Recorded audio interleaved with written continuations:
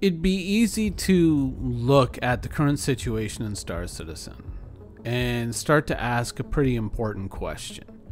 If there's so much money to be made in the completely legitimate carrying trade, why would you pirate in the first place? It almost seems like it would be a waste of time, or at least a waste of effort.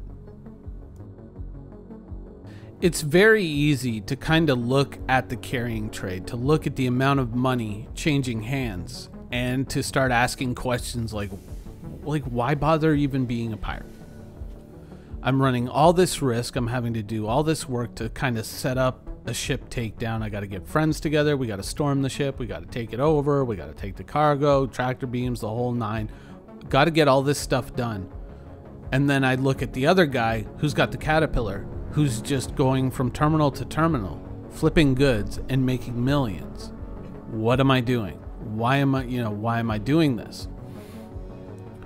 And I think that from my point of view, what I'm looking at, what I see developing in the game, and once again, this is going to be heavily colored by my MMORPG experience prejudice. Like, this is going to be my take on it. So you might see something entirely differently, but this is what I likely see emerging. Most of the ships that we currently fly, in fact, all of the ships that we currently fly, we know are incomplete. Some of them have minor visual bugs. Some of them have fairly major ones. But the components within the ships, we look at them, we say, oh, it's got a reactor, it's got engines and all this stuff, but a lot of it we can't really change out right now. A lot of it we can't really modify. And I think that linked up with the reputation system that we're hopefully getting at some point soon, I think this is where we're going to really start to see some of the pushback against the carrying trade as just being the sole, easiest, most viable place to make money in Star Citizen, and we're going to start to see other arenas open up. For pirates, I think that this is going to be somewhat the same for fighter pilots as well, and I'll get to them in a moment.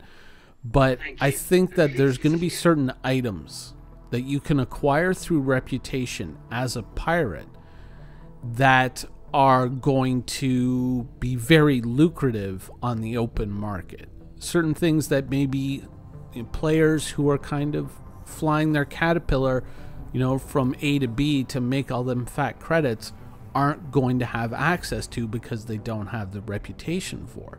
It could be a subcomponent that maybe if you take certain high capacity shields but they have a low recharge, this is a subcomponent in, a quasi-legal or illegal mod to your ship, or to the shields of your ship, that allow you to kind of dial that recharge up while still maintaining those hit points. Perhaps it's a mod to your engines that makes your SIG lower and harder to detect. Something like that could be very, very valuable to somebody in a Caterpillar. Someone who is running cargo and wants that extra sense of security, that sense of protection that they may get from having much more durable shields, or perhaps weapons that don't overheat as frequently, or a lower signature to make it more difficult to detect them.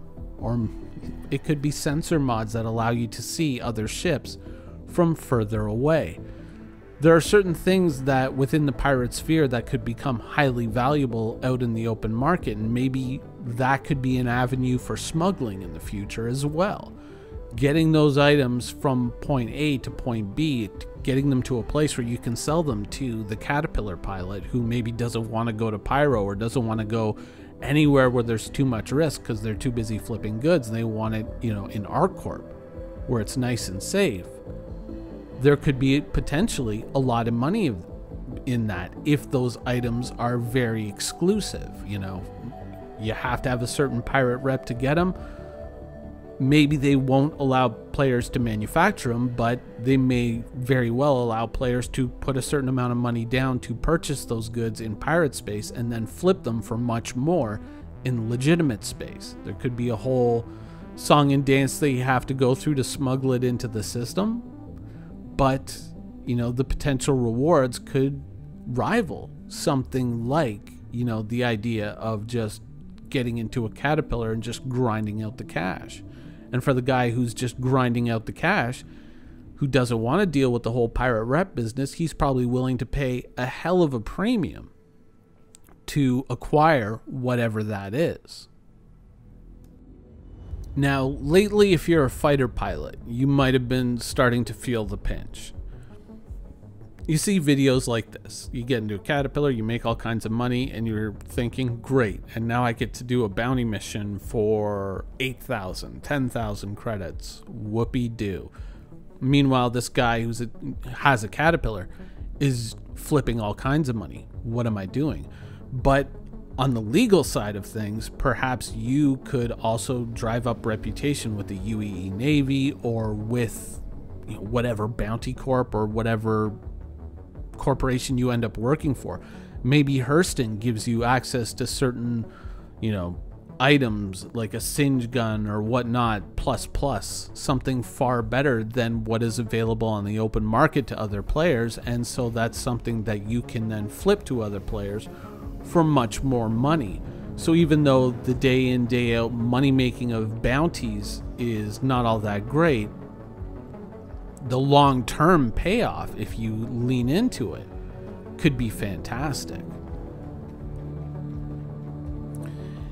It's a well-worn path in the history of gaming, this kind of idea, these kind of concepts. This isn't something new, obviously, that I came up with, you know, just brainstorming. This is something that a lot of us are used to. It exists in EVE Online, it exists in World of Warcraft to a certain extent, it exists everywhere. Everyone has some kind of, that has a reputation system, usually has something, whether it's a blueprint to create something that you can sell on, or it's an item that you could potentially sell on in the future. There are often things like this that are kind of hidden away behind a reputation system. And so I think that this is where we're going to start to see balance coming in once the game gets to a greater level of complexity, shall we say. In the same way, often that I say that the ships in Star Citizen, none of them are complete, which they aren't, the items themselves are not complete as well. We know that there is going to be a subcomponent system to these things, and CIG has teased that in the past, though it has yet to materialize in any form. But I think that, you know, potentially when that system comes in with the reputation system that we're supposedly getting soon, we're going to start to see, you know, these things materialize through the reputation system. I would not be surprised if that's how they kind of come into existence, and all of the items that you bought, let's say you bought an FR86 shield for your ship, it just comes as the regular shield, as the placeholder, and then it's these little items that you get, these subcomponents, that actually give you the real power, the real potential of that item, that really unlock it. And I think that perhaps that is how it's going to go. When you look at the engine room, you see, oh, there are my engines, oh, there's my power core over there. These are just the basic placeholders. These are just kind of the container that you're going to be able to put these things in different, you know, as you go to hardpoint.io and you say, oh, what's the best shields, what's the best gun? In the future, hardpoint.io is going to get far more complicated. Oh, here's a subcomponent that, you know, ups my rate of fire, but, you know, lowers my heat resistance. Here's a subcomponent that ups my heat resistance, but lowers my rate of fire. Something that gives me more range or greater shield penetration, things like that. This is, I think, where we're going to see all of these things materialize, and this is where we're going to see this kind of even out. Now, in order for this to exist, we need a few things first. First, we need the reputation system. We need that. That is going to be kind of like the framework that makes all of this go. Second of all, we're going to need all the items in the game to be now fully modified or modifiable with subcomponents. This is something that CIG has showcased that they're working on in the past, but we haven't seen it really materialize in the game yet, though we know that they are in fact doing the work on it. Next, we need an auction house. We don't just need a way for players to trade money between each other, but we need a way for players to trade goods with one another, and one that isn't dependent on both parties being online the way you would trade money to one another currently in the game, but something, you know, beyond just a, you know, right click on someone, open trade type window, but a marketplace much like the marketplace that you would see in a place like Hurston or at RCorp, where players can post goods for sale to other players and say X amount of credits for 24 hours, 48 hours, whatever. Here's the buyout, here's the minimum bid, whatever, and there you go. For components that pirates might acquire, illegal components or components that were sourced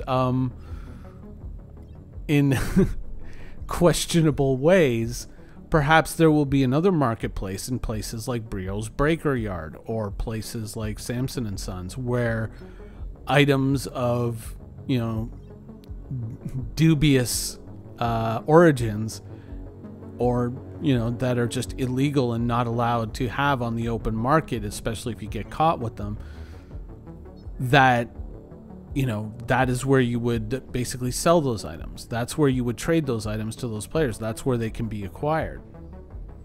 I think that that is pretty much how it's going to take shape, and I think that that is really where you're going to see the real value of piracy, because obviously you're doing a lot of work, so that work should really equate to some kind of reward. And obviously the gameplay in and of itself should be rewarding and should be fun and should be interesting, but I think that in order for it to really survive and thrive in the Star Citizen universe, you also have to show that you can compete with the mundane activities, which far too often become dominant in a lot of these games because they're safe and because they're easy and because you can do it more or less semi-AFK, and it doesn't really involve all that much effort.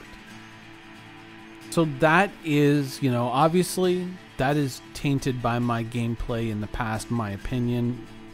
That is, you know, my experience in the systems that I've interacted with in games, but that is kind of my take on how piracy is going to compete with, you know, the limitless potential of the legitimate market in Star Citizen.